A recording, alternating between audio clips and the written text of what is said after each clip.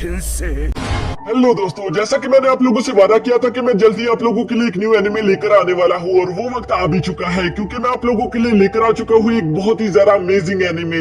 इस एनिमे के ग्राफिक्स और फाइटिंग सीन्स यकीनन आपको बहुत ज्यादा पसंद आएंगे, क्योंकि इसको भी बनाने वाली वही कंपनी है जिसने बैटल थ्रू द हेवन और सोल लैंड जैसे एनिमे को डिजाइन किया है। अब चलो बिना टाइम जाए कि आज की एक्सप्लेनेशन वीडियो को शुरू किया जाए। तो ये कहानी शुरू होती है एक नरेटेड वॉइस से, जो कि हमें बताती है कि आज से हजारों साल पहले डीमंस ने ह्यूमन पर कब्जा कर लिया था और वो उनको अपने गुलामों की तरह ट्रीट करने लगे थे। लेकिन सिर्फ इससे ही इनका दिल नहीं भरा, जिसके बाद इन लोगों ने प्लान बनाया कि हम लोगों को फेरी लैंड पर भी कब्जा करना होगा।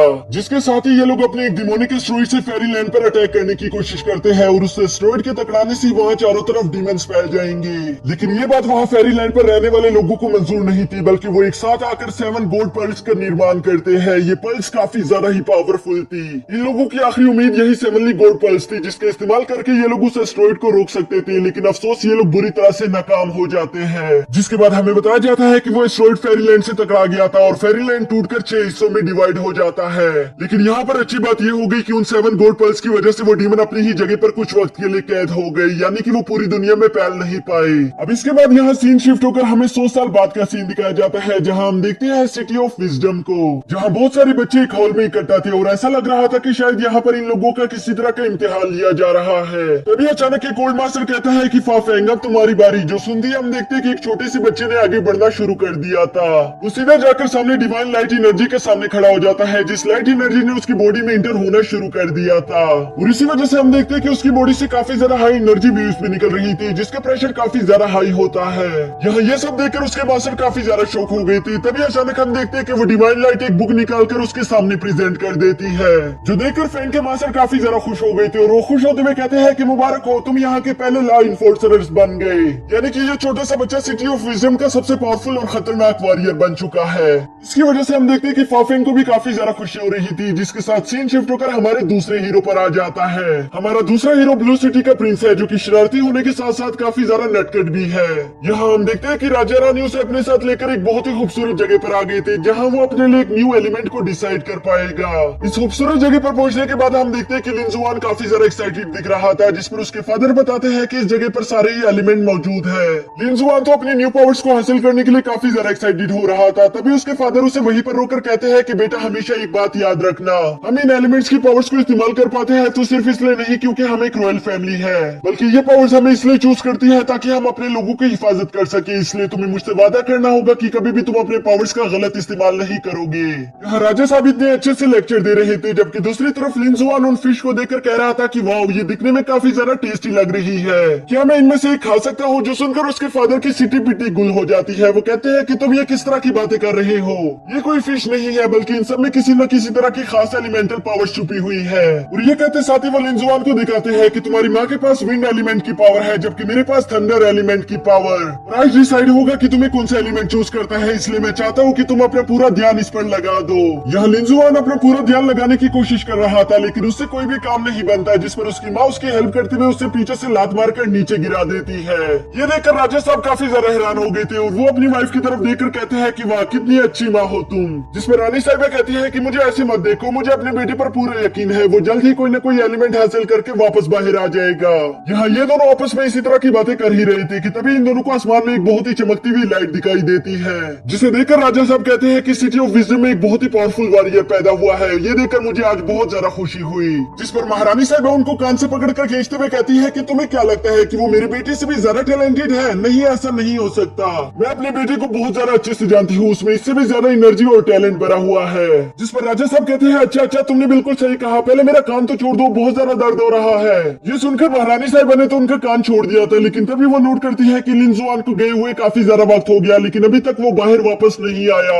यहाँ इंतजार करते करते शाम हो गई थी, जिसकी वजह से हम देखते हैं कि महारानी साहिबा की हालत काफी ज्यादा खराब हो जाती है। वो तो अब और रोना शुरू करने ही वाली थी कि तभी पानी में एक बहुत बड़ा एलिमेंटल टाइड बन गया जाता है, जिसकी वजह से लिंजुआन पानी से बाहर आ जाता है। यहाँ ये दोनों अपने सामने का नजारा देखकर काफी ज्यादा हैरान हो गए थे, क्योंकि लिंजुआन पानी में से अपने साथ एक एलिमेंट को बाहर नहीं लेकर आया था, बल्कि वो अपने साथ 4 मेजर एलिमेंट को लेकर बाहर आ जाता है। यानी कि उसको 4 एलिमेंट ने चूज किया था, जो कि पहले हिस्ट्री में कभी भी नहीं हुआ। ये देखकर उसके पेरेंट्स काफी ज्यादा खुश हो गए थे। तभी हम देखते हैं कि उन एलिमेंट्स ने बारी बारी करके लिंजुआन की बॉडी में इंटर होना शुरू कर दिया था, जिसकी वजह से लिंजुआन के पास वाटर, विंड, थंडर और फायर की पावर्स आ जाती है, और इस वजह से उसकी फैमिली काफी ज्यादा खुश दिखाई दे रही थी। इसके बाद हम देखते हैं कि वो छोटा लिंजुआन पानी में गिर गया था और सीन शिफ्ट होकर बड़े लिंजुआन पर आ जाता है। यानी कि उस टेस्ट को अब बहुत ज्यादा वक्त गुजर चुका था। यहाँ तक कि लिंजुआन भी पहले से काफी ज्यादा बड़ा और हैंडसम हो गया था, जिसे देखकर वहाँ पर मौजूद सारी लड़कियां पागल हो रही थी। ये देखकर लिंजुआन भी उन लड़कियों के सामने फ्लेक्स करना शुरू कर देता है, जिस पर पीछे से एक आदमी आवाज लगाते हुए कहता है कि बेवकूफ, तुम यहाँ पर फाइट करने के लिए आए थे। और ये कहते साथ ही वो आदमी अपनी फुल पावर को एक्टिवेट करते हुए लिंजुआन पर अटैक करना शुरू कर देता है, लेकिन लिंजुआन ने बहुत ही आसानी के साथ उसे डॉज कर लिया था।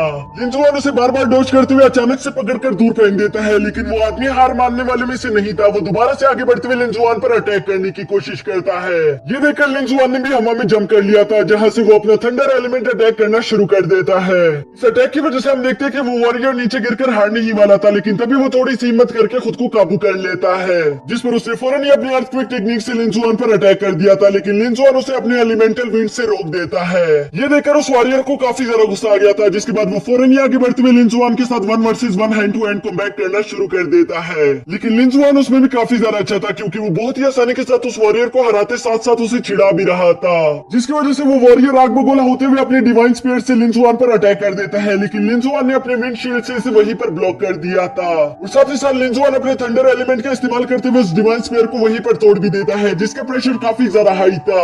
इस प्रेशर से हम देखते हैं कि वो वॉरियर उड़कर काफी ज्यादा दूर जा गिरा था, जिसके बाद लिंजुआन बड़ी तेजी से आगे बढ़ते हुए अपने थंडर अटैक को उसके माथे पर रखकर कहता है कि क्या तुम हार मानते हो, जिस पर वो वॉरियर अभी हार मानने ही वाला था कि तभी लिंजुआन को याद आता है कि उसको तो उसके फादर ने बुलाया है।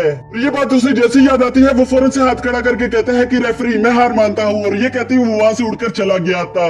तो देखकर वहाँ पर मौजूद सारे लोग काफी ज्यादा हैरान हो गए थे कि अभी तो ये लड़का जीतने ही वाला था और इसने इतनी जल्दी हार क्यों मान ली। यहाँ तक कि वो जीतने वाला वॉरियर भी नीचे लेटकर रोना शुरू कर देता है और रोते रोते कहता है कि आज मेरे साथ बहुत ज्यादा गलत हुआ है, इस लिंजुआन ने तो मेरी इज्जत खराब कर दी, उसने तो मुझे कहीं मुंह दिखाने के काबिल नहीं छोड़ा। और ये कहते हुए वो बच्चों की तरह रोना शुरू कर देता है। यहाँ नेक्स्ट सीन में हम देखते हैं कि लिंजुआन अपने पैलेस आ चुका था, जहाँ वो बाहर खड़ा होकर सोचने लगता है कि पता नहीं मुझे मेरे फादर ने यहाँ पर क्यों बुलाया होगा। लेकिन फिर वो खुद से कहता है चलो वो जो भी बात हो, वो तो मुझे अपने फादर से मिलने के बाद ही मालूम होगी। और ये कहते साथ ही वो अपने फादर से मिलने के लिए चला जाता है, जहाँ जब वो अपने फादर से मिलता है तो उसका फादर बताता है कि बेटा, मैंने यहाँ पर तुम्हें बुलाया है ताकि मैं तुम्हें एक जरूरी मिशन पर भेज सकूं। इसके बाद सीन शिफ्ट होकर हमारे फर्स्ट हीरो यानी फा फेंग पर आ जाता है, जो कि पहले से काफी ज्यादा बड़ा हो चुका था। उसको भी सेम उसके टीचर ने एक जरूरी मिशन के लिए बुलाया था, जहाँ वो उसको बताते हैं कि क्या तुम्हें 7 गॉड्स पर्ल के बारे में कुछ मालूम है। ये बात सुनकर फेंग कहता है कि हाँ, मुझे उन पर्ल्स के बारे में थोड़ा बहुत मालूम है, जबकि दूसरी तरफ लिंजुआन भी सेम बात कहता है कि हाँ, मैं उन पर्ल्स के बारे में थोड़ा बहुत जानता हूँ। इसी के साथ हमारा यह एपिसोड यहीं पर खत्म हो जाता है।